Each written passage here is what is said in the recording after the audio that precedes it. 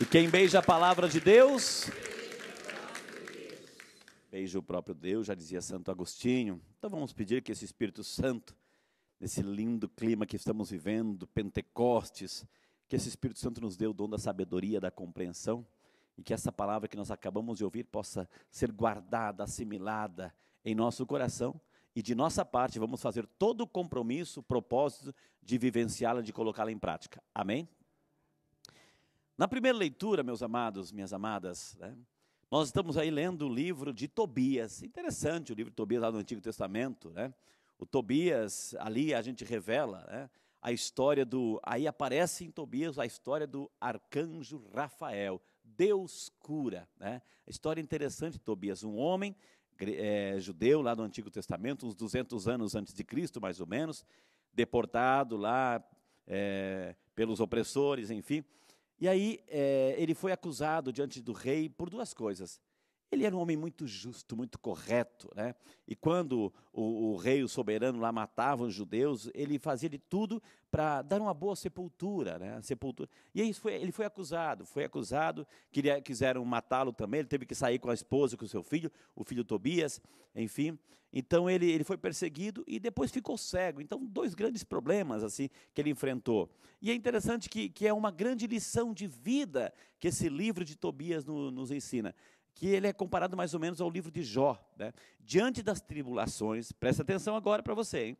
Para mim, para você, para todos nós. Diante das tribulações, das provações, de qualquer momento difícil da vida, seja um momento familiar, que ele teve também um problema dentro da sua família, com a sua esposa, a gente viu na leitura, seja um momento de enfermidade ou uma crise, o livro de Tobias nos ensina algumas atitudes. Diante desses problemas, atitude, primeiramente, da paciência, da humildade, da mansidão, da fé e do temor de Deus.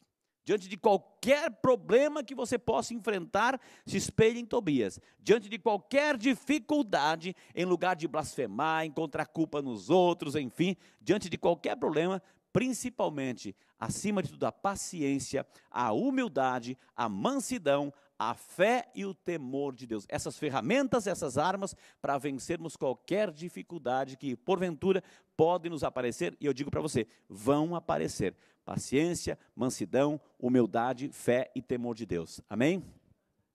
A leitura do Evangelho é muito interessante.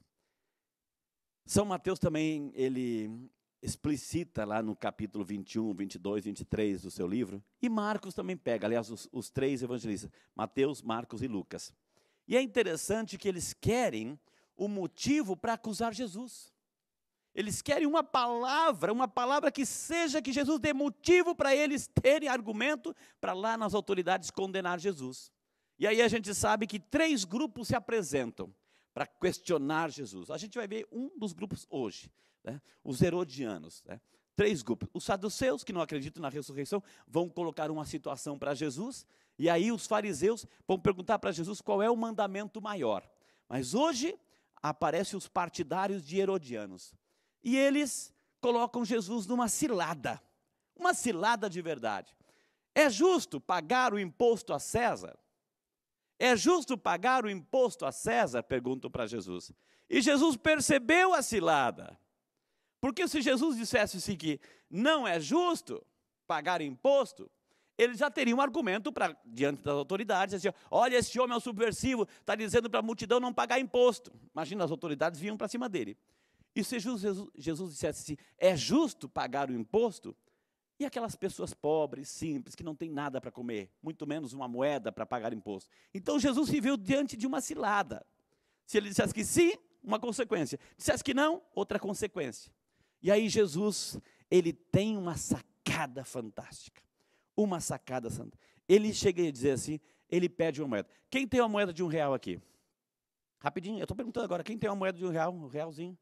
Realzinha, né? Nossa. Irmã, hoje a coleta vai ser grande, irmã.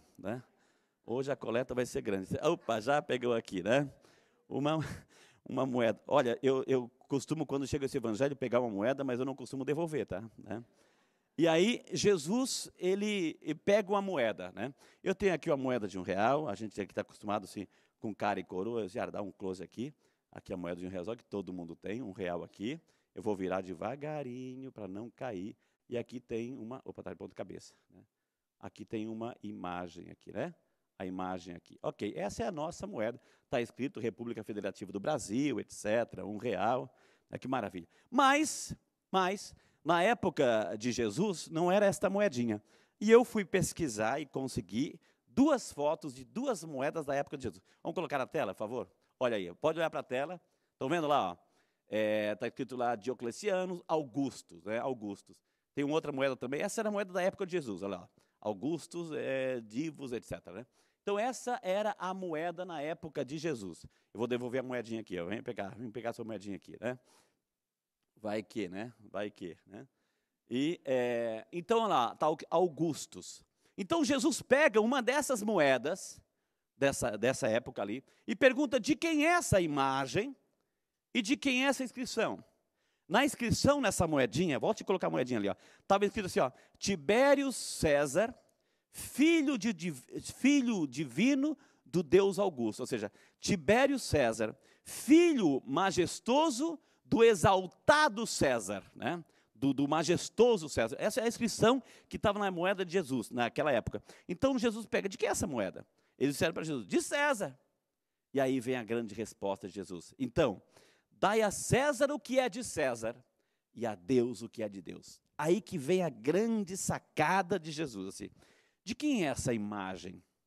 De César. Então, se essa imagem é de César, dê a ele. Dê a ele, é dele, dê a ele. Mas, atenção aqui agora, vamos lembrar lá do livro de Gênesis. Quando Deus criou o ser humano, o homem e a mulher, Ele criou a sua imagem e semelhança. Olha que lindo. Então, se essa imagem é de César, dê a César. Mas você que foi criado à imagem e semelhança de Deus, não se deixe corromper. Não se deixe corromper, não se deixe ofuscar esta imagem, não se deixe ofuscar, você foi criado à imagem e semelhança de Deus. Reflita na sua vida a imagem de Deus, que a tua vida seja um reflexo do Criador. É isso que Jesus está dizendo assim, não se deixe, o cristão, o católico comprometido, nós temos obrigações. Nós estamos inseridos no mundo, e o mundo também tem as suas leis, portanto o católico tem que obedecer às constituições, tem que colaborar com a sociedade, tem que pagar seus impostos. Agora não estou dizendo se é alto, se é baixo. No Brasil a gente sabe o que é. No Brasil é tudo exagerado, é uma corrupção muito grande, a gente sabe disso. Assim. Mas o cristão também tem que colaborar com a sociedade. É isso que está querendo dizer Jesus. Temos as nossas obrigações diante desse mundo para o bem comum, para os serviços fluírem bem na sociedade. Mas, acima de tudo, lembra Jesus de uma situação muito particular. Nós não pertencemos a esse mundo. Buscai sempre as coisas do alto. Buscai as coisas, o resto tudo vos será acrescentado. Mas não esqueça, você é imagem de Deus. Você é semelhança, você tem a semelhança de Deus.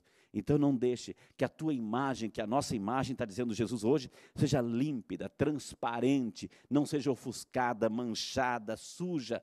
Nós devemos refletir em nossas vidas a imagem desse Deus maravilhoso e misericordioso. É isso que Jesus nos diz hoje. Você é imagem de Deus, filho de Deus legítimo. Amém? Coloque a mãozinha no coração. Vamos rezar com essa palavra, para que o Espírito Santo que nós estamos vivendo nessa grande festa solene de Pentecostes nos ilumine, para compreendermos bem e assimilarmos bem aquilo que Deus está querendo hoje em nossas vidas. Senhor, nós queremos te agradecer. Aprendemos na primeira leitura, Senhor, Jó, o nosso Tobias, 2 grandes personagens bíblicos, que nos ensinam, diante da tribulação, diante da enfermidade, porque Tobias ficou cego, diante da perseguição, da opressão, da falta de liberdade, inclusive para prestar homenagem a Deus, para fazer suas orações, ele era perseguido. Mas diante de tudo isso, daqueles momentos adversos que nos acontecem, problemas que nos acontecem, seja relacionamento conjugal, familiar, desemprego, enfermidade, seja a dificuldade que for, o livro de Tobias nos ensina que devemos ser pacientes. Peça agora para Jesus. Peça agora para Deus, diante da tua dificuldade que você está enfrentando. Peça o dom da paciência. Peça o dom da humildade. Peça o dom da mansidão. Peça o dom da fé. Para suportar, para vencer. Peça o dom do temor de Deus. Para jamais blasfemar. Para jamais ter essa atitude de arrogância, de prepotência. Mas acima de tudo, da mansidão, da paciência, da humildade e da fé. Senhor, nós queremos te agradecer hoje, porque aprendemos no Evangelho que nós somos esta imagem e semelhança do Criador, e que não devemos nos corromper por nada, não devemos manchar o brilho desta imagem, e devemos refletir todos os dias essa graça, essa luz do Espírito Santo, que nos faça cada vez mais essa imagem, mais parecidos com Deus, mais parecidos com Jesus, que a nossa atitude, que o nosso comportamento, que a nossa vida, no dia a dia, nossas atitudes, possam refletir que somos de Deus, que pensamos iguais a Jesus, que vivenciamos o Evangelho, que assumimos esse compromisso, somos imagem e semelhança de Deus. Peça essa graça hoje, aqui e agora. Senhor, eu quero ser a tua imagem, eu quero ser semelhante a tudo aquilo que o Senhor me indica, que o Senhor quer que eu viva nessa vida, no dia a dia. Obrigado, Jesus, eu quero ser imagem de Deus.